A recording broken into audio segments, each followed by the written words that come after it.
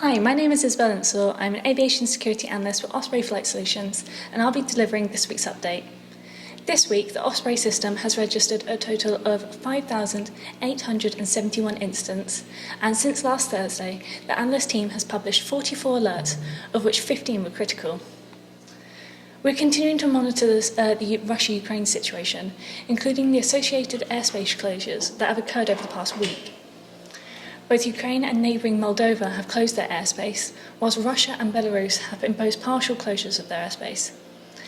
This map shows our airspace risk ratings covering the conflict area, all of which are currently extreme. Poland has also issued a NOTAM regarding flight planning restrictions in the eastern half of the country. The US is the latest country to join the list of those who have imposed bans on Russian-operated flights entering their airspace, joining an EU-wide ban and those imposed by a number of non-EU countries, such as the UK and Canada. Russia is expected to reciprocate the ban, as they have done in almost all cases so far. We have a dedicated page for the conflict on our website, which contains our latest situation updates. A link to the page can be found in the post above. Elsewhere, we issued a critical alert on what North Korea has claimed was a space program-related launch, which occurred on the 26th of February. However, the US believes it to be part of a missile-related testing that we banned under UN Security Council resolutions.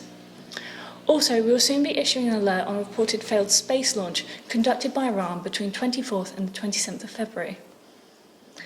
In COVID-19 related developments, Taiwan has announced that from Monday, 7th of March, it will be further easing its COVID-related restrictions by allowing entry to business travellers and shortening the mandatory quarantine period for all arrivals. Also, Taiwan has adjusted its quarantine rules for flight crews of Taiwanese airlines arriving back in Taiwan based on COVID-19 booster doses.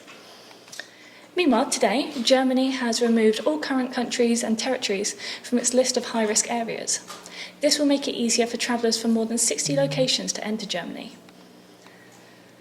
Authorities at Entebbe International Airport in Uganda have intercepted 8 human trafficking victims across 2 incidents in February.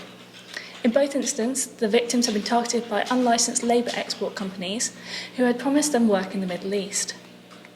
Human trafficking incidents emanating from Uganda are not uncommon, particularly to the Middle East, and Uganda is described as a country whose government does not fully meet the minimum standards for the elimination of trafficking by the US Department of State, but they are making significant efforts to do so. And finally, airline and airport authorities and the Brazilian police are investigating how a 9-year-old boy was able to board a flight from Manaus to Sao Paulo at the weekend without a plane ticket or any travel documents. According to media reporting, the boy searched online how to sneak onto a flight before he made his trip. He was safely returned to his family the following day. Thank you for listening to this week's update, and please join us again from next week.